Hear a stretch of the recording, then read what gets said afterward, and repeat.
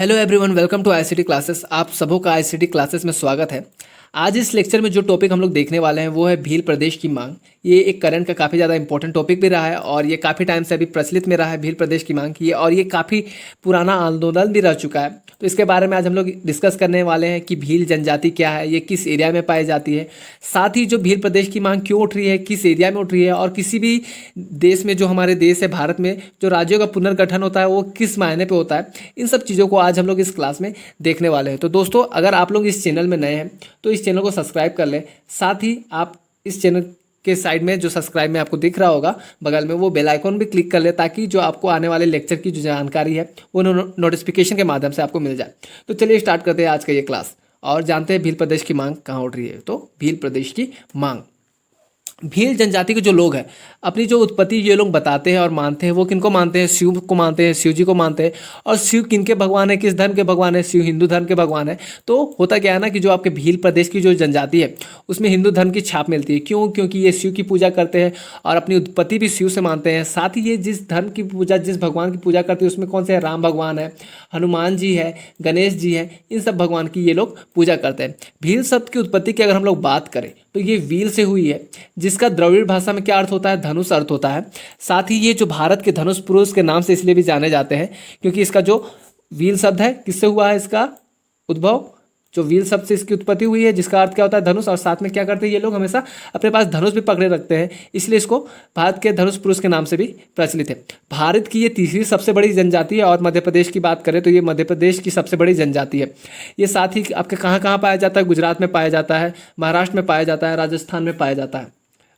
Next देखते हैं, ये देखिए इसका एरिया, इस एरिया में आपका कौन सा भील जनजाति आपकी पाई जाती है। और इस एरिया में जैसे आपका राजस्थान हुआ, गुजरात हुआ, मध्य प्रदेश हुआ, ये महाराष्ट्र के एरिया में ये काफ़ी ज़्यादा सघन मात्रा में पाई जाती है। यहाँ ऑलमोस्ट 1.7 करोड़ की इनकी आबादी मिलती है। कुछ एरिया आपके झारखंड में भी यहाँ पे मिलते हैं।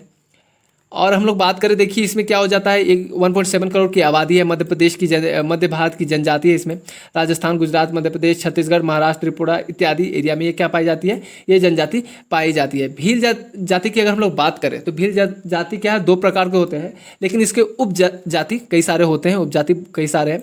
और अगर मेन भील जाति के प्रकार की बात करें तो 2 है, कौन सा? उजलिया और क्षेत्रीय भील। तो अगर उजले क्षेत्रीय भील की हम लोग बात करें तो ये कौन सा है? मुगल आक्रमण के समय जंगलों में चले गए थे। और लंगोट भील मूल भील है, मुख्यतः मध्य प्रदेश के निवासी थे। और मूल भील की बात अगर हम लोग बात करें तो जो आपके भील जाति का जो व्याख्या किया जाता है किसमें है? रामायण में भी है। रामायण में जो सबरी थी ये माना जाता है कि वो किस जाति की थी? भील जाति की थी। जो वाल्मीकि जी थे, महर्षि वाल्मीकि थे, वो भी कौन जाति के थे? भील जनजाति के थे। साथ ही जो एकलव्य थे महाभारत के किरदार में, वो भी किस जनजाति के थे? भील जनजाति के थे। अगर भील जनजाति के बाद हम लोग ज़रा डिस्कस करें, जब हम लोग जाने, तो जो भील जनजाति है वो काफ़ी ज़्यादा आकर्षक रहती है। जनजाति के लोग जो आकर्षक रखते हैं, साथ ही ये इस जाति के लोग जो आपके होते हैं वो छोटे कद के होते हैं, इनकी आंखें बड़ी बड़ी होती है, बाल घुंघरेले होते हैं और ये काफ़ी ज़्यादा क्या होते हैं? आकर्षक होते हैं। इनका माथा भी चौड़ा होता है आपका। और इस भील जनजाति के अगर हम लोग इसमें और ज़रा विवाह के बारे में ज़रा देखें तो इनके बीच में जो विवाह होता है वो एकल विवाह भी होता है, बहु विवाह भी होता है। साथ ही इसमें एक भगोरिया विवाह काफ़ी ज़्यादा फेमस है। भगोरिया विवाह में क्या होता है कि जो आपका होली के समय में ये एक कार्यक्रम मनाया जाता है 8 दिन पहले, 8-9 दिन पहले। तो उसमें होता क्या है ना कि जो आपकी जो युवक रहते हैं वो अपने पसंद की युवतियों को क्या लगाते हैं? रंग लगाते हैं और विवाह संबंध में बनने के लिए जंगल की ओर भाग जाते हैं, जिस कारण इस विवाह का नाम क्या दिया है? भगोरिया विवाह का नाम दिया गया है। भील राज्य की मांग क्यों और कहाँ उठ रही है, ये आपको जानना काफ़ी ज़्यादा इंपॉर्टेंट है कि भील राज्य की मांग आखिर क्यों उठ रही है। तो हुआ क्यों था ना कि जो हमारा शेड्यूल 5 है उसमें क्या बोलता है, जो हमारे ट्राइबल्स एरिया है उसके लिए प्रावधान रखा गया है शेड्यूल्स, किसमें? शेड्यूल्स 5 में। जिसमें क्या करता है, जो हमारी गवर्नर रहती है, जो राज्य की गवर्नर रहती है, वो क्या करती है? शेड्यूल ट्राइब्स को चिन्हित करती है और उनके डेवलपमेंट के लिए काम करती है। लेकिन वहाँ तो काम हो जा रहा है, अगर मान लीजिए कोई एक स्टेट से दूसरे स्टेट में चल जा रहा है तो वहाँ पर क्या हो गया, जो यहाँ की जो भील जनजाति है वो अगर मान लीजिए माइग्रेंट हो रहे हैं तो दूसरे स्टेट में उसका अलग प्रावधान है। कुछ उनके लिए ऐसा जरूरी नहीं है कि उनके लिए प्रावधान होगा ही उस जनजाति के लिए। तो इसके कारण क्या हो गया कि यहाँ के लोग तो निष्कासित हो गए। और यहाँ का निष्कासित होने का रीज़न ये भी रहा है कि यहाँ पर डेवलपमेंट के नाम पे कई सारी फैक्ट्रियाँ लगी और बहुत सारा चीज़ हुआ डेवलपमेंट के नाम पे, जिसके कारण ये लोग क्या हो गए? माइग्रेट हो गया, इनको अपनी ज़मीन से ही हाथ धोना पड़ गया। और हुआ क्या, इनका जो मांग है वो है कि जब ये रिसोर्सेस हमारा है, जो डेवलपमेंट का एरिया हमारा है, सारे रिसोर्सेस हमारे हैं, तो आप ऑनरशिप किसी और को क्यों दे रहे हैं? मान लीजिए कोई कंपनी लग गया तो कंपनी में जो काम करने वाले तो हैं जो आपके भील जाति के लोग हैं, लेकिन उसमें जो आपके ऑनर है वो बाहर के लोग क्यों रह रहे हैं, बाहर लोग उनका क्यों ज़्यादा योगदान रहता है, हम लोग के हमारे जो जाति के लोग वो क्यों नहीं रही है। तो खुद के डेवलपमेंट को लेके ये लोग मांग कर रहे हैं कि अगर अलग सा स्टेट हो जाएगा तो उनका डेवलपमेंट आसान होगा, सरकार उन पर ध्यान दे सकती है।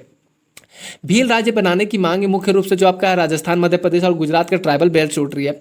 और इनका कहना है कि जो बांसवाड़ा जिला के मानगढ़ है उसको नए प्रदेश की राजधानी बनाया जाए। मानगढ़ प्रदेश की राजधानी बनाने का कारण ये है कि ये उनके आदिवासियों का जो आस्था का एक बड़ा कारण है। और ये आस्था का बड़ा कारण इसलिए है ना, क्योंकि जो 7 नवंबर 1913 को आदिवासी नेता जो थे गोविंद गुरु की अगुवाई में आदिवासी सत्याग्रह कर रहे थे। और उसी दौरान जो वहाँ के अंग्रेज अधिकारी थे उस समय सरकार ने उन पर गोलियां चला दी थी, जिसमें कई सारे आदिवासी मारे गए थे। तभी से ये आदिवासियों की आस्था स्थल बन गया है। तो देखिए जो आपके इस मैप में देख सकते हैं आप लोग, ये जो एरिया है आपका, ये भील प्रजाति लोग इसी एरिया को क्या बनाने की बात कर रहे हैं, अलग करके। जो आपका ये कौन सा राजस्थान है, ये आपका गुजरात है, ये आपका मध्य प्रदेश और महाराष्ट्र, तो इन सब चार स्टेट को लेके आपका एक अलग स्टेट बनाने की मांग कर रहे हैं जो भील प्रदेश के नाम से होगा। ये जिले जो है आपके कौन कौन से जिले हैं, वो है राजस्थान के लिए डूंगरपुर है, बांसवाड़ा प्रतापगढ़ है, मध्य प्रदेश के रतलाम, झाबुआ, अलीराजपुर, धार, पेटावाद इत्यादि है। गुजरात के पूर्वी जिले हैं जिसमें पंचमहल है, गोधरा है, दाहोद है और दक्षिणी जिला है आपका डांग है। महाराष्ट्र के उत्तरी जिले जिनमें नासिक, धुले इत्यादि सब जिले हैं उसमें। अगर बात करें तो हुआ क्या था कि 2017 में जो आपका भील ट्राइबल पार्टी भी बन गई है इस चीज़ को लेके, इस मांग को उठाने के लिए। और 2017 में उन्होंने लेजिस्लेटिव असेंबली में सीट भी, चुनाव भी जीते हैं, जिस कारण 2 चुनाव जीते थे।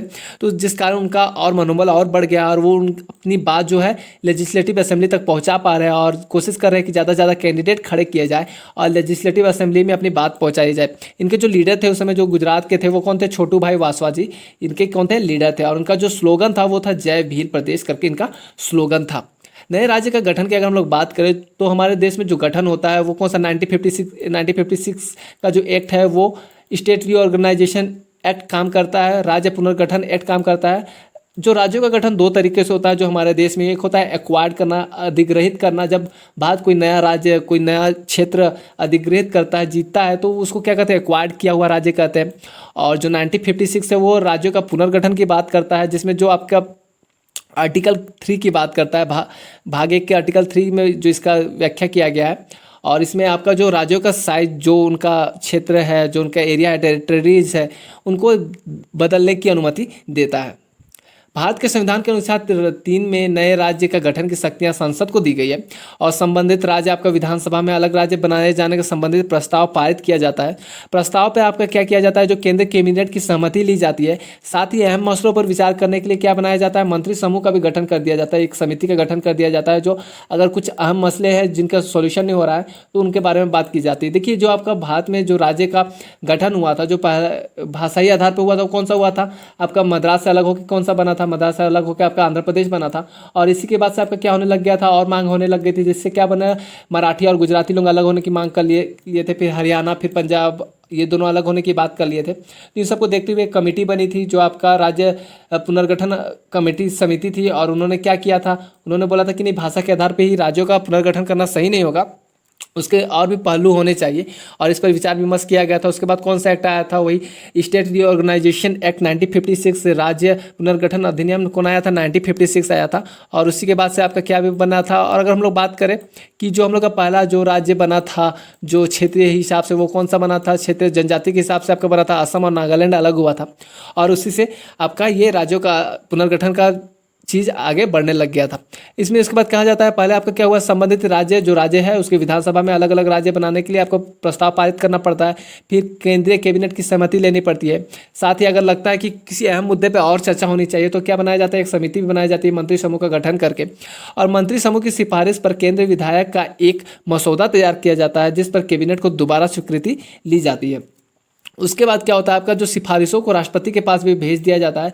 और राष्ट्रपति इससे संबंधित जो विधानसभा है, जितने राज्य है, अगर किसी और राज्य का भी एरिया एक्वायर्ड हो रहा है तो उसके सदस्यों को राय जानने के लिए भेज देता है।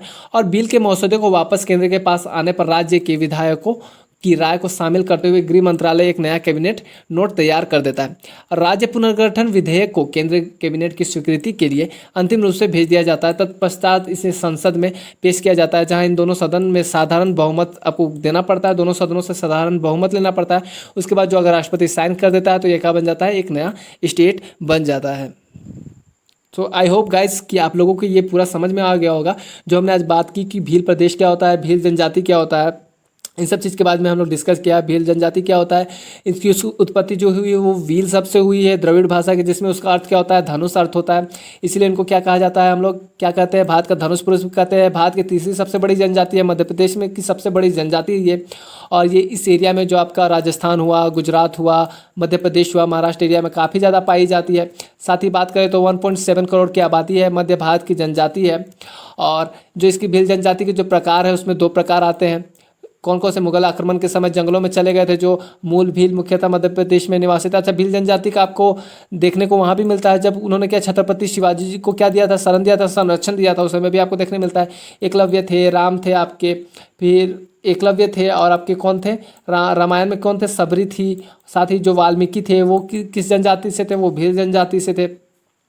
जो भील जनजाति के जो लोग थे, भगोरिया, जो उनका शादी का एक तरीका होता है वो होता है। साथ ही ये आकर्षक होते हैं, छोटे कद के होते हैं, आंखें बड़ी होती है, माथा चौड़ा होता है और बाल घुंघरेले होते हैं। राज्य की मांग क्यों उठी, उनका डेवलपमेंट नहीं हो रहा था। वो लोग चाहते थे कि डेवलपमेंट की बात कैसे करें, डेवलपमेंट कैसे हो। और अच्छा, एक चीज़ बता दूं कि कोई भी राज्य अगर गठन आपका हो रहा है, कोई भी स्टेट अगर आपका गठन हो रहा है, तो उसके लिए क्या हो रहा है ना, आपका कई सारे इश्यूज आते हैं। गठन होने में कुछ परेशानियां भी आती है और कुछ उसके फायदे भी है। तो परेशानियों की अगर हम लोग बात करें तो परेशानी क्या आती है, जो आपका शासन में जो फिर से अरेंजमेंट करना पड़ता है, रिसोर्सेज का जो डिस्ट्रीब्यूशन होता है वो फिर से उसको मैनेज करना पड़ता है। कई सारे चीज़ों को जो आपका कैबिनेट है, जो आपका मिनिस्ट्री को फिर से बनाना पड़ता है किसी नए राज्य के लिए। इस सब चीज़ों की उसके क्या आते हैं, दिक्कत हो जाती है। लेकिन एक सोल्यूशन भी क्या होता है कि आपके एडमिनिस्ट्रेशन करने में क्या हो जाता है, आसान हो जाता है। क्यों आसान हो जाता है, क्योंकि आप लोकल तक पहुंच सकते हैं, लोकल पीपल तक इसके चलते पहुंच सकते हैं। एरिया कम हो जाता है तो जो सरकार है वो अच्छे से ध्यान दे सकती है उस एरिया में। इसलिए क्या होता है, इसके फायदे भी होते हैं। तो आई होप गाइस कि आप लोगों को ये सब कुछ समझ में आ गया होगा। Have a nice day, bye bye, keep learning guys.